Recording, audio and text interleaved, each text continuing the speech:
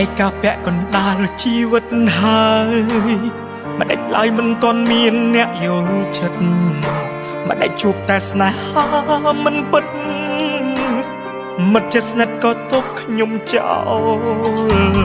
ចង់ធ្វើអ្វីក៏ធ្វើម្នាក់ឯង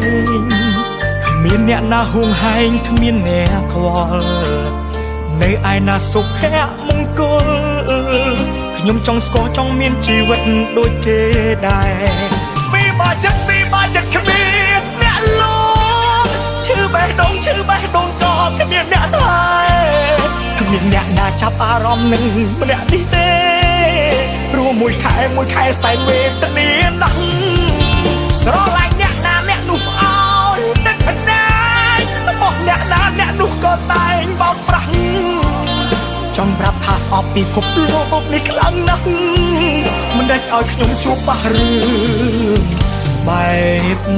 នេះ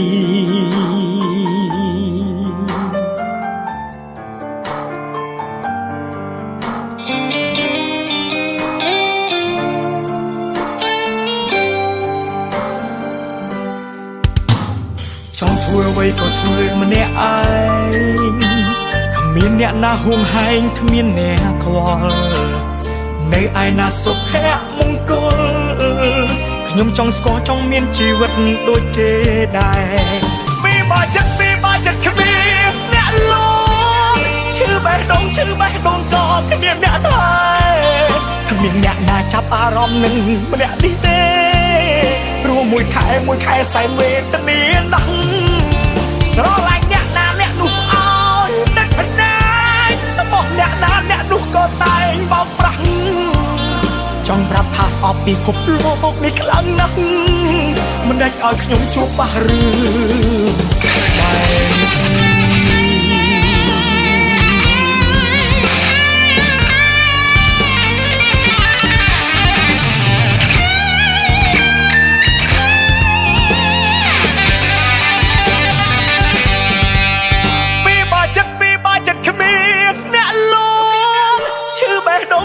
បដូងក៏គ្មានអ្នកថែគ្មានអ្នកណាចាប់អារម្មណ៍នឹងម្នាក់នេះទេព្រោះមួយខែសែនវេទនាណាស់ស្រឡាញ់អ្នកណាអ្នកនោះអោយទឹកភ្នែកស្មោះអ្នកណាអ្នកនោះក៏តែងបោកប្រាស់ចង់ប្រាប់ថាស្អប់ពិភពលោកនេះខ្លាំងណាស់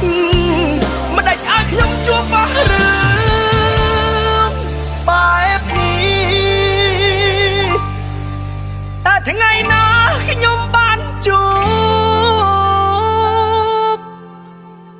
អ្នកយល់ចិត្ត